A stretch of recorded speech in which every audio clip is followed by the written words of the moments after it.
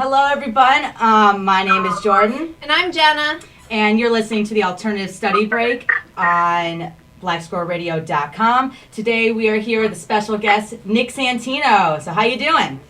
Good. How are you guys? Great. Great. Now that you're Very here. good. Yeah. So you're going to be on tour called The Long and Winding Road Show, and it will be touring across the U.S. and Canada this fall. And you're headlining it, and it's going to be an acoustic tour with sets from This Century, Brian Marquis, Austin Gibbs, and a few select dates from William Beckett. So you've it's only been around a year of you being a solo artist, and you're already doing a headlining tour. What are you looking most forward to? I'm kind of looking forward to hopefully not sucking really bad. I guess I'm kind of nervous about that, really. I don't know. I'm excited to just get out and play some shows. I mean, I had a good time this summer on Warped Tour, and I had some really good sets during my stay on Warped. So I'm hoping that carries over to the fall, and I hope I see a lot of those people that came and watched my set on Warped, coming out to this thing. And I don't really know what to expect, but I know that everybody that's on the tour we're already like really good friends, so it's going to be a fun tour right off the bat. This Century is some of my best friends. I'm part of 8123. William Beckett's one of my best friends. Brian Marquis was on the Acoustic Basement. He runs the Acoustic Basement on Warped Tour with me. So like everybody on the thing is already in Austin. Of course, is a longtime friend. So it's just going to be a blast. I'm looking forward to all that.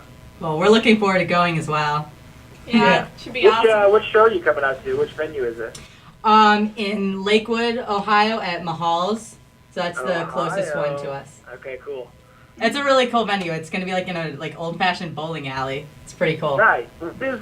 What is Lakeview? Like, is that Cleveland or Columbus? Lakewood is like right outside Cleveland, like west side of Cleveland. Cool. So it's technically kind of like a Cleveland show. Yep. Yeah. And everyone who's listening, don't forget to check that out. That show is November 12th. It's a Wednesday. So. Right on. That's awesome. Yeah. We're excited. So you did talk about that you just got off Warped Tour. What made you decide to make your first headlining show acoustic, like how you did the Acoustic Basement on Warped Tour? I think it's just, the obvious. I don't really have a band yet, like a backing band to play with me live. I'm still kind of working that out. And I kind of wanted that to be, brought out like when the time is right. So like sometime next year to do the backing band, full band kind of thing.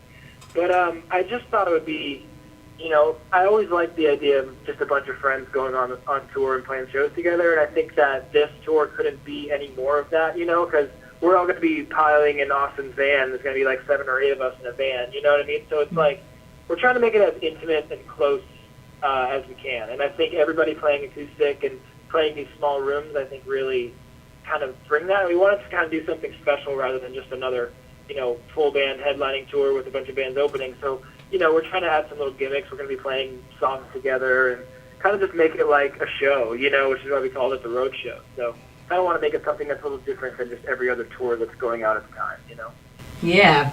So, so you just mentioned that, maybe later down the road you'll have like a band that will back you up. Will they be like a part of like your band? Will that be kind of like the Northern Wind, which you've called in your previous EPs? Yeah, I mean, I don't know, because the Northern Wind stuff was like, me solo playing all those instruments on the EP. So I kind of have an idea in my head, like when I have a live band, so I give them another name, But, yeah, I kind of want to treat it like Tom Petty and the Heartbreakers, but I guess the Heartbreakers are, it's not really compared to the Heartbreakers. Nothing can be compared to the Heartbreakers.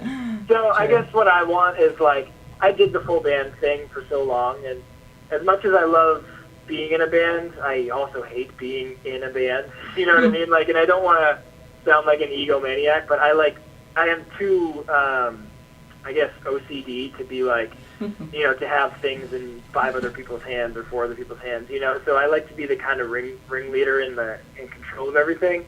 So, and I am enjoying the solo thing. So I think I'm going to be a lot happier with guys that are wanting to play with me, you know what I mean, as a backing band. It's kind of, I feel like there'll be a different energy about that, and that's what I'm kind of looking forward to. Sweet. Awesome. So, what is the meaning behind the tour name, The Long and Winding Road Show? Honestly, we wanted to have something road show or something traveling show. Like we wanted it to sound like something different rather than just the couple idiots in a van tour. We wanted it to be something road show. And me and my manager Tim were kind of throwing stuff around, and he hit me back and was like, "Hey, what if we do like the Winding Road Show?" And I was like, for some reason, something clicked in my head, and I was like, "What if we do the Long and Winding Road Show?" And then it's obviously a Beatles song, The Long and Winding Road. Right. But I thought it was just kind of a clever little thing, and it goes with the tour poster that we had designed for it, with the van kind of going around the mountains and stuff. So just kind of describes what it's going to be. A bunch of dudes in a van for 3 weeks playing some shows. That's awesome. Yeah. So with your last musical project, A Rocket to the Moon, you're on a label known as Field by Ramen. What is it like now being like more independent and joining something like 8123?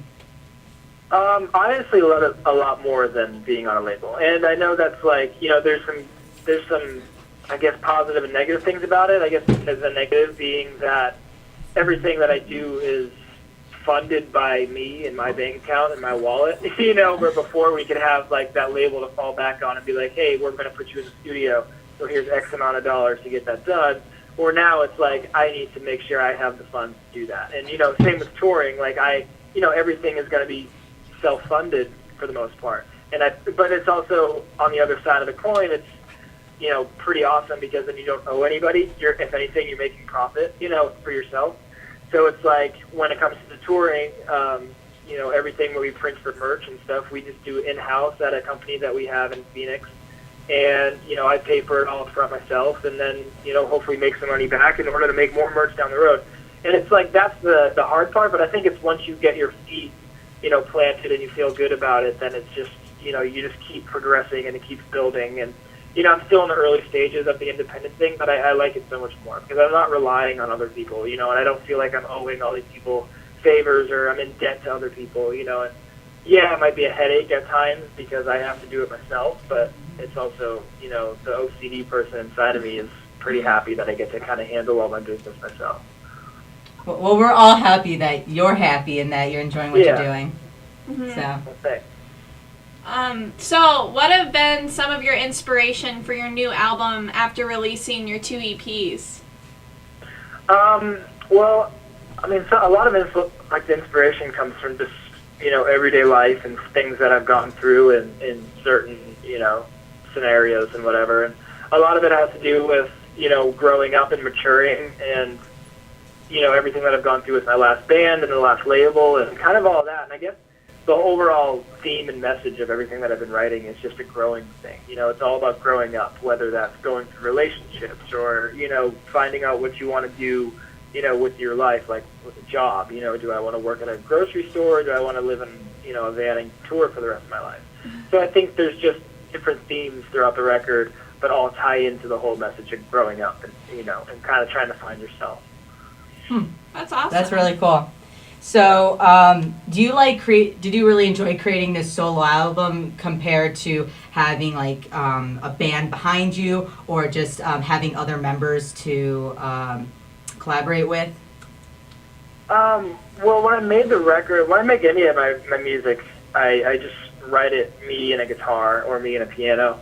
And then we kind of, like with Big Skies, I was in the studio with Pat, the main, and we just kind of had all of those things around us. Like we had the ability to be able to call, Garrett from the main and be like, hey, come in and play bass. And we had Pat who plays drums, and he's a great drummer, so we threw him in the room. You know what I mean? And so we never really went into it like, hey, let's make this a full band rock and roll record. I think like me being so ADD, like I kind of went into it with 8 different visions. I wanted to make an acoustic record, then I wanted to make like a piano Jackson Browne kind of like classic rock record, and then I think trying to go into a record with that mindset is almost impossible because at the end of the day, how the songs turn out is the way that they should turn out, and that's the way that I look at it now. Is you can go in and be like, I'm going to make a record that sounds like Fall Out Boy, and then you leave and it sounds like nothing like Fall Out Boy.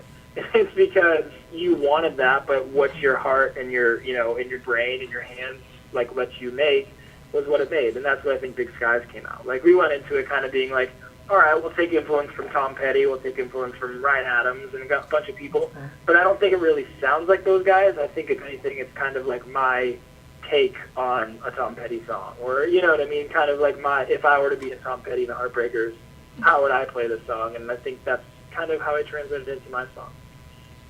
That's Awesome. that's interesting. That's cool that you like get inspiration from those guys. But yeah, you definitely have a different sound from them. But that's really cool.